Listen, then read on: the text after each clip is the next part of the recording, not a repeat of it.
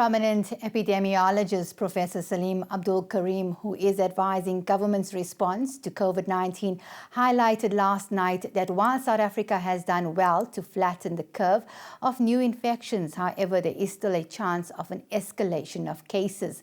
Karim pointed out that once the lockdown ends, new cases are likely. What we would hope for is in the dotted line, that the number of new cases will steadily decline and it will disappear, and that's the end of the story. I'm sorry to tell you that that's very unlikely. The more likely scenario is on the top right-hand corner. And that is that what we've managed to do is to stem community transmission. But once we end the lockdown, and we're going to have to end it at some point, once we end it, because about 55 million people odd are vulnerable to this virus. Remember, this is a completely new virus. No one in the world has encountered this virus before. This is a completely new virus. We have no immunity. We have no vaccine, we have no treatment, we have no immunity. So that means we're all at risk. Doesn't matter whether you're white, black, young, old, it doesn't matter. You're at risk because you have no protective immunity. And that's why, as soon as the opportunity arises for this virus to spread, we are likely to see the exponential curve again. We looked at, and people have looked at other epidemics.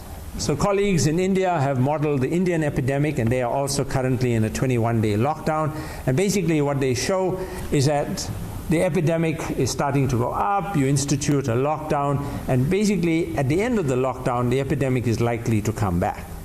Then you can look at Wuhan, where they institute a very long lockdown, right? Something like, 50, 60 days of lockdown.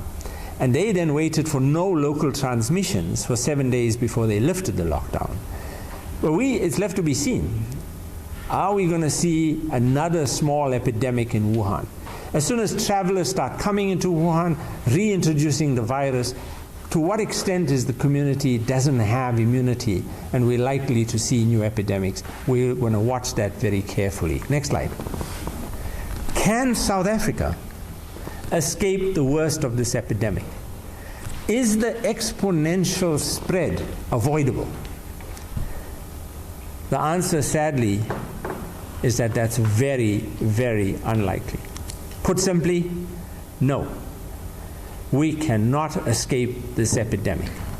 Not unless South Africa has some special protective factor. Let's call it a mojo. We have some mojo that protects us that's not present anywhere else in the world. Our population is at high risk because all of us have no immunity against this virus.